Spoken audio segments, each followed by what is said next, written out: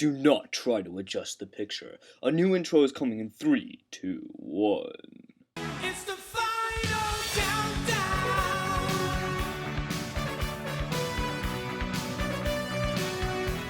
The final countdown. Hello, I am Movie Man, the one that brings the big screen to your screen. Have you ever wanted to skip school and get away with it? Of course you don't, but if you did, you probably couldn't get away with it without getting caught. That's why there is no one just as clever and rebellious as Ferris Bueller. Yep, it's another movie that I'm reviewing that's turning 25 the year I'm reviewing it. Don't worry, I'm not just gonna do these kind of films. There are other ones up ahead. This movie has actually been on my list of films to review since the original Movie Man list. And now, I think it's the perfect time to serve this movie justice. Well, there's no time to waste. Let's see Ferris Bueller's Day Off. So the movie starts off as Ferris Bueller's pretending to be sick in order to, you guessed it, skip school. He doesn't have a fever, but he says his stomach hurts and he's seeing spots. Of course, cliche number 134 about 1980s movies says the parents are stupid enough to fall for it. Annie, you're not going to school like this now. Oh, fine. What's this? What's his problem? He doesn't feel well. Yeah, right. Dry that one out, you can fertilize the lawn. Oh, and there's movie cliche number 135. The 80s sister is smarter than her parents. Well, thank goodness that is not actually the case. After his parents leave, Ferris finally gives an instructional video about how to trick your parents, in case you wanted to know. The key to faking out the parents is the clammy hands. It's a good non-specific symptom. I'm a big believer in it. A lot of people will tell you that a good phony fever is a deadlock, but you get a nervous mother, you could wind up in a doctor's office. That's worse than school. You fake a stomach cramp, and when you're bent over, moaning and wailing, you lick your palms.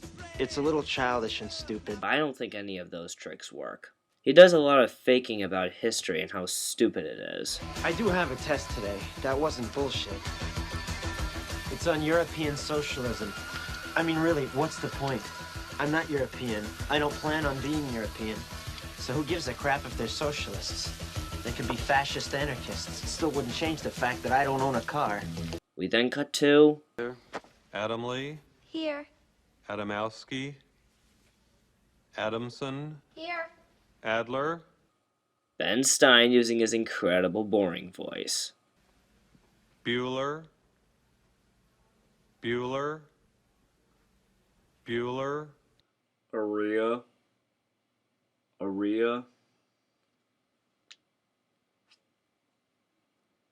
Drohan.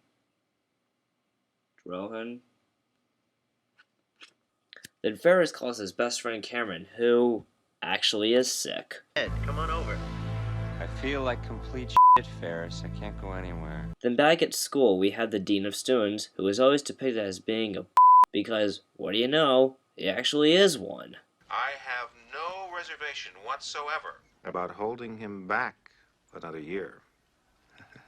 Apparently, Ferris could hack into his file and change the number of days he's been absent. I've got it right here in front of me.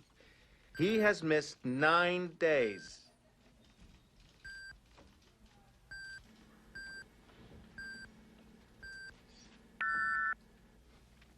I asked for a car, I got a computer. How's that for being born under a bad sign? Whoa. Being born under a bad sign? I'm sorry, but I have a very bad sign then. Meanwhile, the Republican-controlled House of Representatives, in an effort to alleviate the effects of the, anyone? The Great Depression, passed the, anyone? A tariff bill, the Hawley-Smoot Tariff Act, which, anyone raised or lowered? Raised tariffs in an effort to collect more revenue for the federal government. Did it work? Anyone? Anyone know the effects? It did not work, and the United States sank deeper into the Great Depression. I must confess, I could not sit in the classroom listening to Ben Stein. Okay, you seriously need to have talent in order to be this boring. Your father called. Your grandmother has just passed. Dead grandmother? Ed Rooney. Ed, this is George Peterson. How are you today, sir? Well, we've had a bit of bad luck this morning, as you may have heard. Yeah, I heard, and I'm all broken up. Boy, what a blow. Yeah. Well, it's been a tough morning, and we've got a lot of family business to take care of, so if you wouldn't mind excusing Sloan, I'd appreciate it. Sure. I'd be happy to. Yeah, you just produce a corpse, and I'll release Sloan. The DM student starts dissing him. It's Ferris Bueller, a little twerp.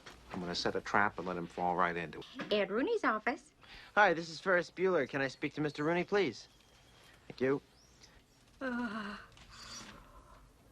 Hold. Tell you what, dipshit. You don't like my policies, you can just come on down here and smooch my big old white butt. By the way, get ready for a priceless face in 3, 2, 1. Now that's 1980s movies cliche number 136. The holy sh**, I could lose my job for this face. Well, I think you should be sorry, for Christ's sake. A family member dies, and you insult me. What the hell is the matter with you, anyway? Well, I really don't know, sir. I mean, I didn't think I was talking to you. I thought I was talking to somebody else. You know, sir, that I would never deliberately insult you like that. I can't begin to tell you how embarrassed I am. Pardon my French, but you're an asshole. What? Asshole! You know, he did deserve that. So after Ferris and Cameron get their way to the Dean, they steal Cameron's dad's Ferrari, which looks extremely similar to the toy car Stuart Little drives. You know, I don't know if this is one of the reasons that this movie was so popular, but have you noticed what Cameron is wearing? Although I dislike the Red Wings, Gordie Howe is a legend, and he has a hat trick named after him, even though he only did it twice.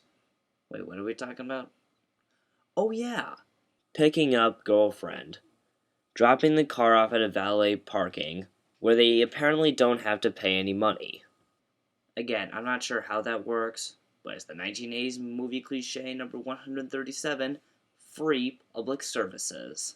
Just one of the many benefits of Creepy Guy Valet Parking, coming soon to Oakland, Detroit, Cleveland, and just about every other ghetto city where your price of could get stolen.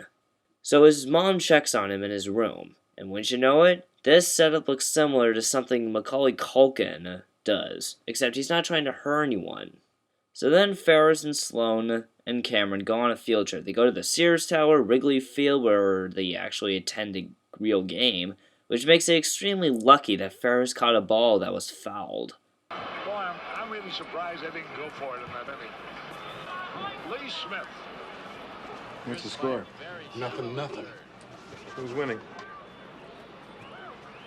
The Bears. Yeah, Chicago.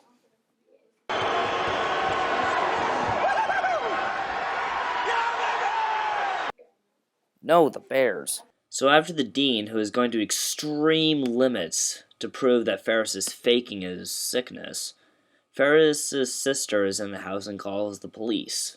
Look, this is not a phony phone call. There is an intruder, male, Caucasian, possibly armed, certainly we're in my kitchen. Yes, there's the creepy person in my house, and that's possibly trying to do what I'm doing. The person looks familiar, like someone who was always at my school. Wait, are you saying it's the creepy dean of students? Oh, he's not there? Oh, then it must be him. Time to get the frying pan. Oh, get the baseball bat. Got it. So after a day of embarrassment, Cameron just suddenly melts down and turns into a statue, and I guess he's so depressed that he makes himself fall into the pool. Luckily, Ferris does have a heart and saves him. We then cut back to the sister, who is sitting right next to... Wait a minute. Is that Charlie Sheen? All right. You want to know what's wrong? I know what's wrong. Just want to hear you say it. Wow, he looks completely stoned. It almost looks like he's been awake for 48 hours just to act in this one scene of his. Well, what do you know? He looks the same as he is now. No, I'm not implying that he's always stoned. We then come back to Oh, come on! Oh, how many scene flips are we going to have? Seriously, that's... Worrying about 1980s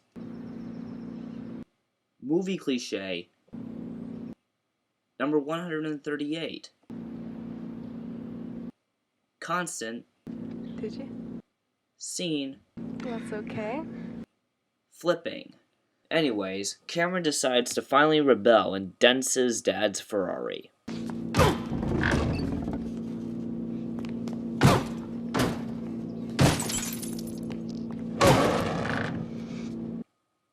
And completely destroys the rest of it in the process. I can't wait to see the look on the bastard's face.